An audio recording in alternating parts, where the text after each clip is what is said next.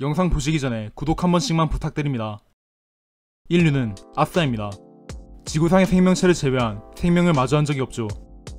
그런데 이 넓은 우주에서 우린 정말 혼자일까요? 이러한 질문을 처음으로 깊게 생각해본 사람은 물리학자인 엔리코 페르미입니다. 엔리코 페르미는 어느 날 식당에서 저녁 식사를 하던 중 Where is everybody? 라고 간지나게 대사를 칩니다.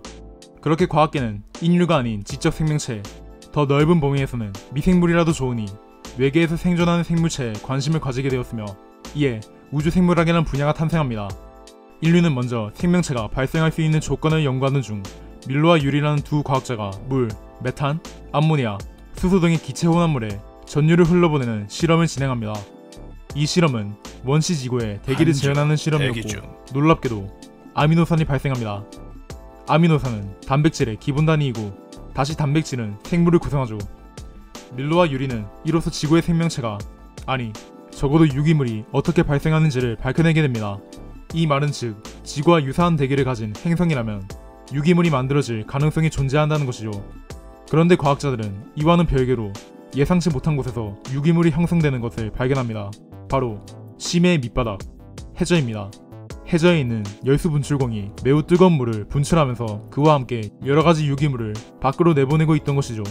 또한 그곳에는 관종류와 예티크랩 등 여러 생명체가 살아가고 있었습니다. 여기서 우리는 지구와 유사한 대기뿐만 아니라 지구와 유사한 해저 환경을 가지고 있다면 생명체가 존재할 수 있다는 가능성을 알아냅니다. 그러나 발생 조건이 충족되어도 극한 환경이라면 지적 생명체로 발달하기는 힘들겠죠.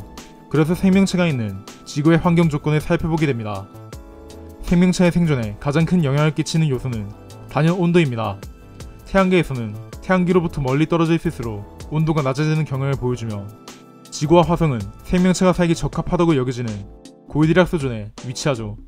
그렇게 과학자들은 고이드락스 존에 있는 화성에 눈을 돌리게 됩니다.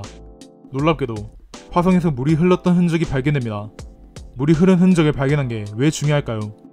물론 물이 생명체의 중요 구성 요소이기도 하지만 더 큰 이유는 온도입니다. 생명체는 온도에 민감합니다. 너무 높아도 안되고 너무 낮아도 안되죠. 물은 섭씨 0도에서 100도까지 액체 상태로 존재하며, 이는 생명체가 살 수 있을 만한 온도를 포함합니다. 다른 말로 하면 물이 있는 곳에 생명체가 있을 확률이 높다는 거죠. 이 때문에 과학자들이 액체 상태의 물을 찾는 데 열중하는 겁니다. 과학자들은 이러한 연구를 지속적으로 수행하였습니다. 그러던 중에 이 일을 체계적으로 수행하고자 하는 움직임이 발생하죠. 그렇게 칼 세이건의 주도로 세티 프로젝트가 만들어집니다. 세티 프로젝트는 외계 지적 생명체 탐사 프로젝트입니다.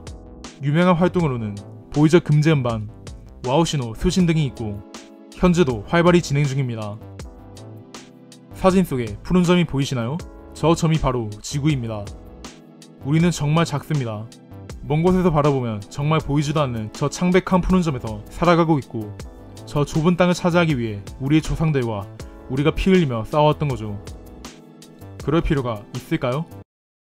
영상 봐주셔서 감사합니다. 재미있게 보셨다면 구독 한 번씩만 부탁드립니다.